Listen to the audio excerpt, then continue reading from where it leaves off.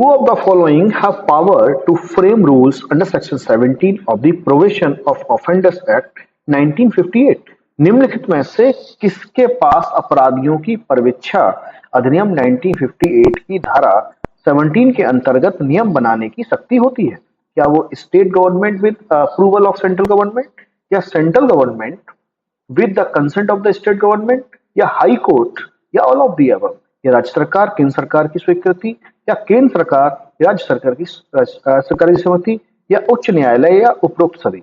तो इसमें जो राइट आंसर है वो है the state government with the approval of the central government, यानी कि राज्य सरकार केंद्र सरकार की स्वीकृति से लॉ बना सकती है, इस पर रूल्स बना सकती है। ठीक है, नेक्स्ट क्वेश्चन है आपका,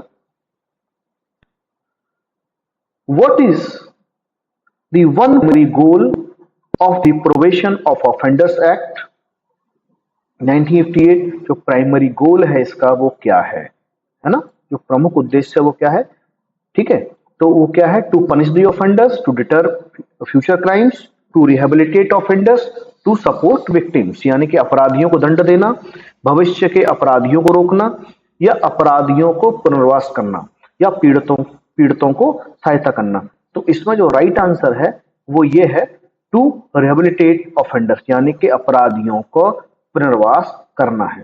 नेक्स्ट क्वेश्चन है, under the protection of civil rights act 1955, the provision of offenders act 1958 does not apply to persons above the age. ये कितनी एज के ऊपर अप्लाई नहीं होता है? और ये जो है जो आपका जो एमपी का एपीओ है उसमें ये जो है पूछा गया, एडीपीओ में पूछा गया है, सॉरी, ठीक है ना, वहां पे जो वहां का एडीपीओ का पेपर होता है उसमें ये क्वेश्चन पूछा गया है। तो इसका राइट आंसर क्या है? 14 ईयर्स है, यानी कि डी ऑप्शन है इसका। ठीक है, नेक्स्ट देखते हैं, what is the key factor for denying probation? परवेच्छा देने से मना करने का एक प्रमुख कारण क्या है कि जिससे परवेच्छा कोर्ट जो है ग्रांट नहीं कर सकता है, मना कर सकता है? क्या वो अपराधी की आयु है, क्या अपराधी की प्रकृति है, या वित्तीय स्थिति है, या सामाजिक सेवा की पूर्णता है, यानी कि age of the offender, nature of the offence, financial status, community service completion, यानी कि इसमें बी इसका जो है नेचर ऑफ द ऑफेंस, जिसमें बताया गया है कि ये देखा जाएगा कि जो उसने ऑफेंस कमिट किया है वो कितनी ग्रेविटी का है। तो नेचर ऑफ द ऑफेंसेस वहां पे सबसे पहले चेक किया जाएगा। नेक्स्ट जो क्वेश्चन है आपका, word and expression used but not defined in the provision of offenders act 1958 and defined in the, ये बताना है आपको, shall have the meaning respectively assigned to them in that code, यानी किस में इस वर्ड का यूज किया गया है? भारतीय न्याय संहिता, भारतीय नागरिक सुरक्षा संहिता, सिविल प्रोसीजर कोड, या नन ऑफ द अबव? तो इसका राइट आंसर आपको बताना है कि परवेच्छा अधिनियम 1958 में प्रयुक्त लेकिन परिभाषित नहीं किए गए शब्दों और अभिव्यक्तियों को यदि में परिभाषित किया गया है तो उन्हें उसी विधि संहिता में दी गई परिभाषा के अनुसार समझा जाएगा। क्या वो भारतीय न्याय संहिता है, या भारतीय नागरिक सुरक्षा संहिता है, या वो जो है आपका दीवानी प्रक्रिया सिविल प्रक्रिया संहिता है? तो उसका जो है करेक्ट आंसर इसका जो है वो है इसका बी है, भारतीय नागरिक सुरक्षा, बीएनएसएस है। ठीक है, और या फिर जो है इसका जो अभी आया है ना, बीएनएसएस, या फिर इसका सीआरपीसी में प्रोविजन देखते हैं। As per section 17 of the provision of offenders act 1958, the words and expression used in the act but not defined therein and which are defined in the code of criminal procedure shall have the same meaning as assigned in the CRPC. Now, with the introduction of BNSS in place of CRPC, the same interpretation applies. परवेच्छा अधिनियम 1958 की धारा 17 के अनुसार यदि किसी शब्द या अभिव्यक्ति को इस अधिनियम में परिभाषित नहीं किया गया है, लेकिन दंड प्रक्रिया संहिता सीआरपीसी में परिभाषित किया गया है, जो वही अर्थ दिया गया है जो सीआरपीसी में निर्धारित किया गया है। अब सीआरपीसी के स्थान पर बीएनएसएस 2023 में लागू होने के बाद इस सिद्धांत से बीएनएसएस में इसका प्रोविजन दिया गया है। ठीक है, सॉरी।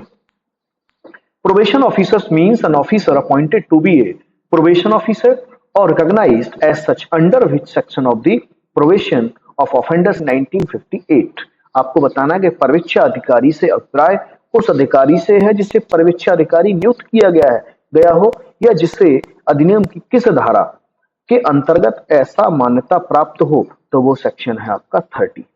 ठीक है, कौन सेक्शन है? 13। इसमें बताया गया है कि परवीक्षा अधिनियम 1958 की धारा 13 के अनुसार परवीक्षा अधिकारी वह व्यक्ति है जिसे इस अधिनियम के प्रयोजनों के लिए सरकार द्वारा परवीक्षा अधिकारी नियुक्त किया गया हो या ऐसा मान्यता प्राप्त किया गया हो। यानी कि सेक्शन 13 में इसको ऐसी मान्यता प्राप्त की गई है प्रोबेशन ऑफिसर्स को, और वो व्यक्ति है probation officer means a person appointed और recognised as such by the government for the purposes of this act. ठीक है, तो नेक्स्ट क्वेश्चन है आपका, while varying the conditions of the probation, the court shall not exceed a period of from the date of the original order, whether by altering the conditions or inserting additional ones। यानी परवीक्षा की शर्तों में परिवर्तन करते समय न्यायालय मूल आदेश की तिथि से अधिकतम कितनी अवधि के भीतर शर्तों में परिवर्तन कर सकता है या अतिरिक्त शर्तें जोड़ सकता है। तो कब तक जो है कर सकता है? क्या वो 6 महीने में कर सकता है, वो 1 ईयर में कर सकता है, 2 ईयर में कर सकता है, 3 ईयर में कर सकता है? तो इसका राइट आंसर है 3 ईयर। 3, और उसका एक्सप्लेनेशन देख लेते हैं। As per section 8 clause 2 of the provision of offenders act 1958, the court may vary the conditions of provision, but such variation shall not be made after the expiry of the 3 year from the date of the original order. ठीक है, next इसमें है परीक्षा अधिनियम 1852 की धारा 8 clause 2 के अनुसार यदि न्यायालय की परीक्षा की शर्तों में परिवर्तन करता है या उसमें नई शर्तें जोड़ता है, ऐसा परिवर्तन मूल आदेश की तिथि से 3 वर्ष के बाद नहीं किया जा सकता है। ठीक है, अगर उसमें कुछ उल्टा पुल्टा कुछ भी जो है उसमें एडिटिंग करनी है, अगर उसमें कुछ भी चेंज करना है तो 3 साल से पहले हो सकता है, 3 साल के बाद नहीं होगा। ठीक है, नेक्स्ट क्वेश्चन है, which judgment discuss the discretion of courts in granting probation for first time offenders. किस निर्णय में प्रथम बार अपराधियों को परिवीक्षा देने में न्यायालय के विवेक का उल्लंघन किया गया है ना? तो ये किस परिवीक्षा देने में न्यायालय विवेक का उल्लंघन किया गया है? तो इसका राइट आंसर क्या है? या वो कृष्णा बनाम मोची वर्सेस स्टेट ऑफ बिहार इसका राइट आंसर है। इस केस को हम ऑलरेडी लास्ट वीडियो में 2-3 बार हम डिस्कस कर चुके हैं। Which section of the act requires the court to consider the character of the offender before granting probation. अधिनियम की कौन सी धारा परिवीक्षा देने से पहले अपराधी के चरित्र पर विचार करने की बात कहती है? वो सेक्शन की धारा 3 है। Manoj Kumar versus state of Punjab, the supreme court ruled on the necessity of which aspect of the probation। Manoj Kumar बनाम राज्य में सर्वोच्च न्यायालय ने परिवीक्षा के लिए किस पहलू की आवश्यकता पर निर्णय दिया है? Consent of the victim, the offenders character, judicial training, the nature of the crime. यानी कि पीड़ित की सहमति, अपराधी का चरित्र, न्यायिक प्रशिक्षण, अपराधी की प्रकृति।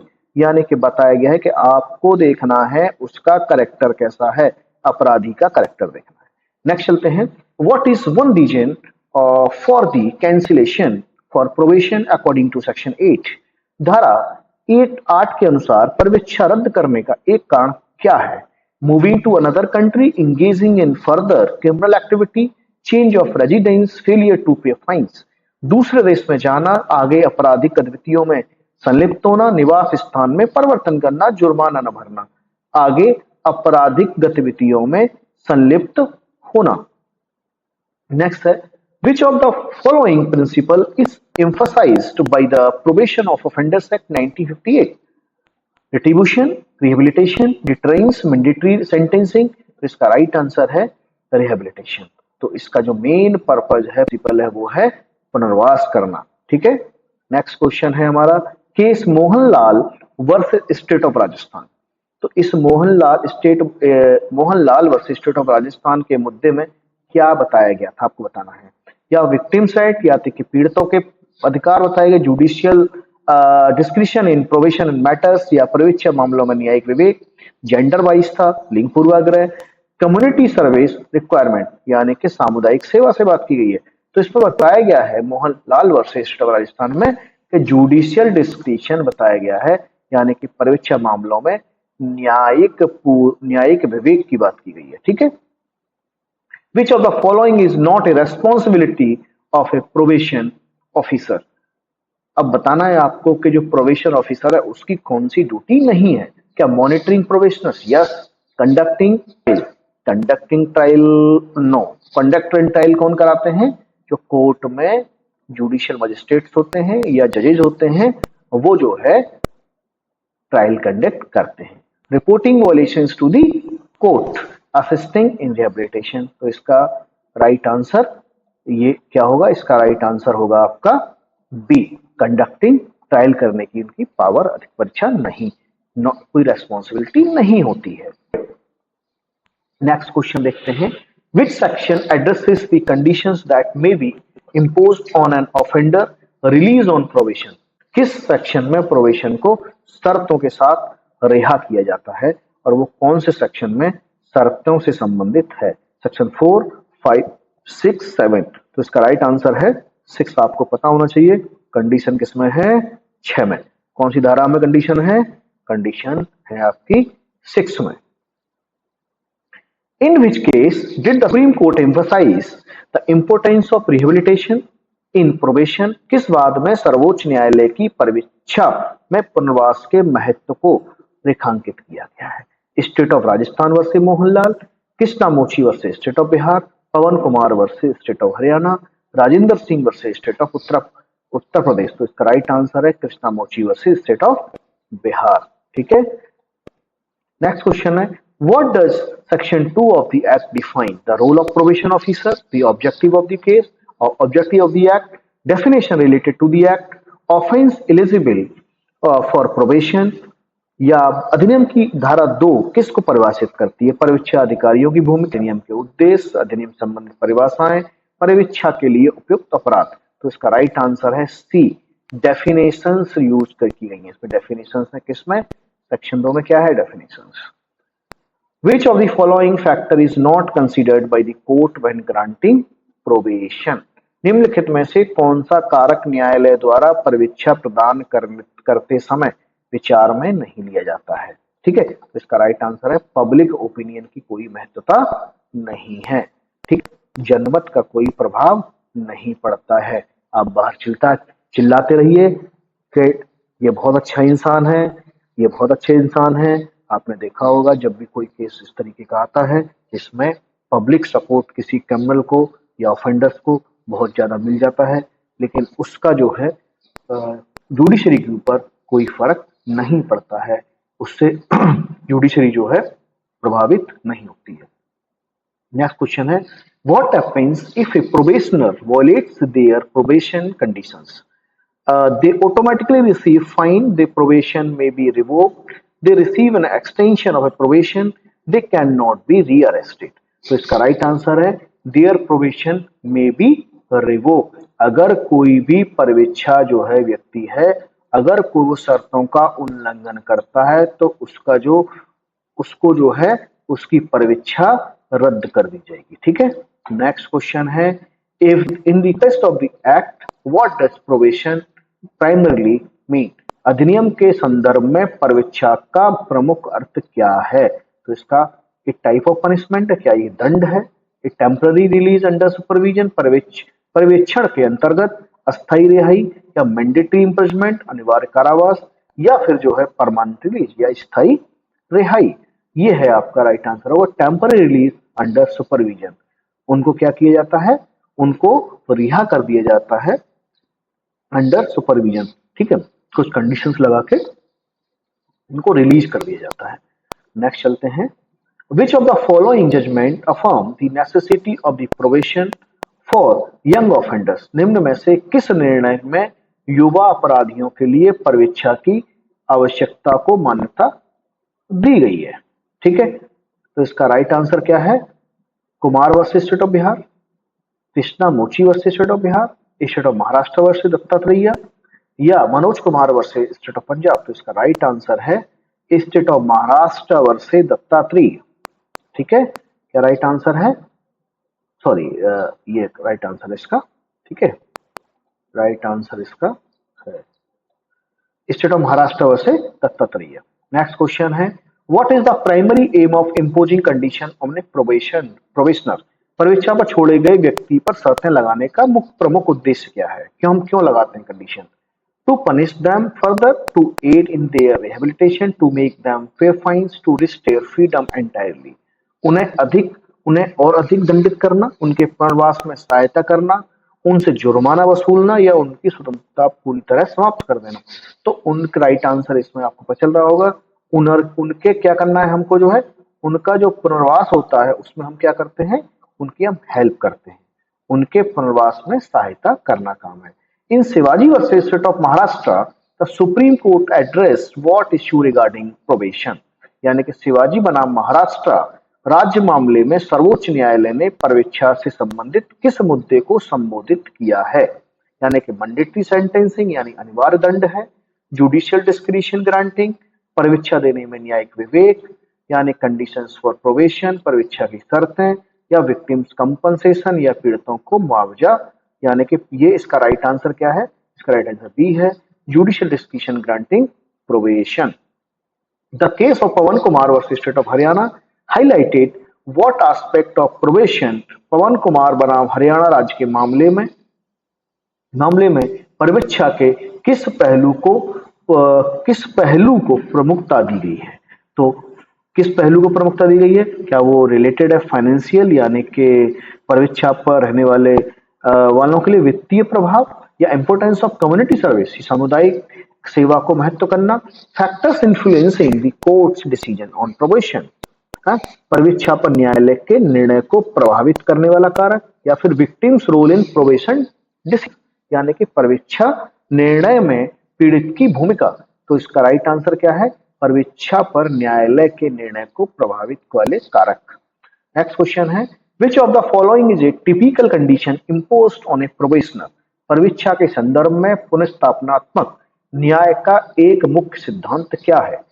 No contact with family, regular attendance at counselling session, mandatory imprisonment, travel restriction. केवल दंड पर ध्यान देना, आपराधिक व्यवहार से उत्पन्न हानि की भरपाई करना, अधिकतम कारावास सुनिश्चित करना, या फिर पीड़ित की आवश्यकताओं की अनदेखी करना। तो इसका राइट आंसर है आपराधिक व्यवहार से उत्पन्न हानि की भरपाई करना।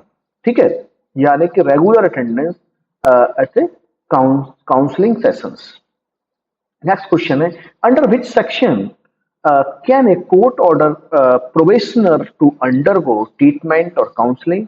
5, 6, 7 और 8। Right answer is 6। निम्नलिखित में से किस धारा के अंतर्गत न्यायालय किसी परीक्षा पर छोड़े गए व्यक्ति को उपचार या परामर्श लेने का आदेश दे सकती है? वो 6 है। ठीक है, नेक्स्ट क्वेश्चन है, व्हाट इज की principle of restorative justice in the context of probation?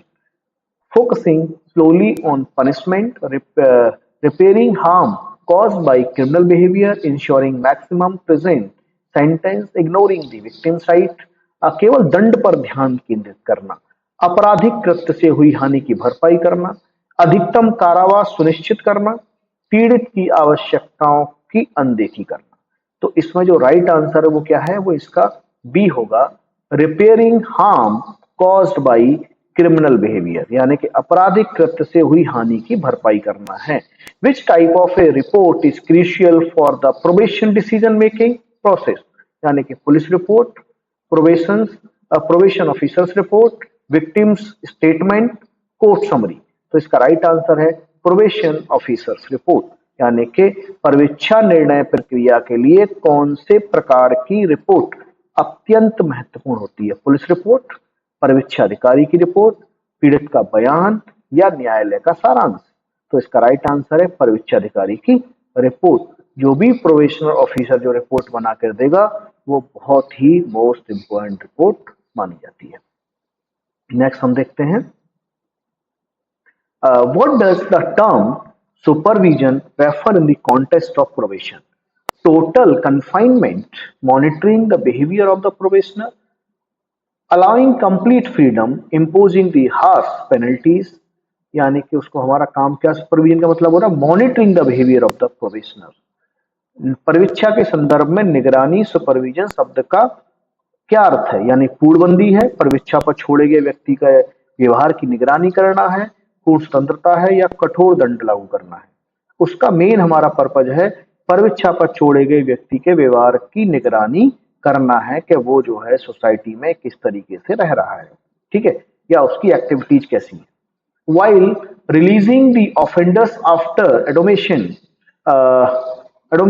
under the probation of Offenders Act 1958, which of the following fact need not to be taken into consideration by the court?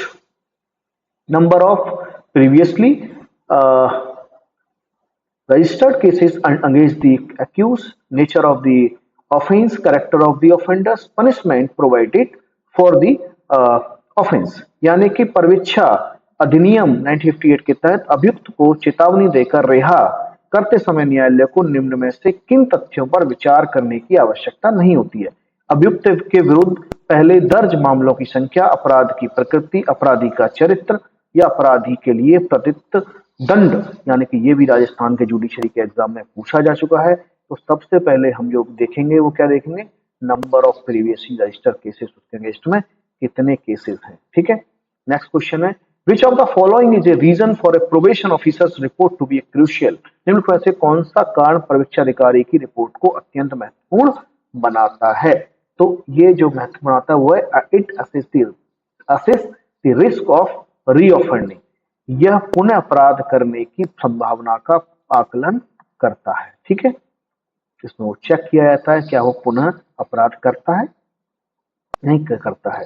Under section 17 of the provision of offenders act 1958 rules can be framed bye, अब ये question हम पहले हम discuss कर चुके हैं, क्या section 17 में जो रूल बनाने की पावर है वो किसके पास है, क्या वो सेंट्रल गवर्नमेंट के पास है, स्टेट गवर्नमेंट के पास है।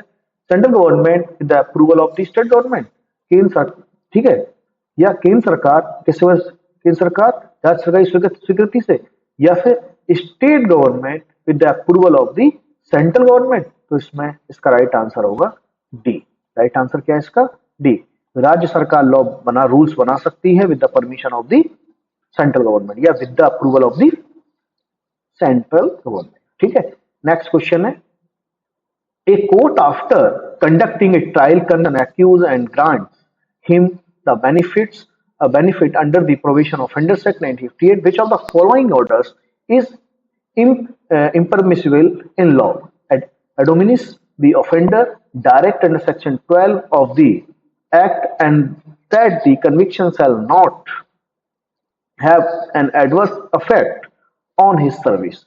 Direct the offender to pay compensation and cost, direct an offender to furnish bail and bond to keep peace and good behavior for 3 years।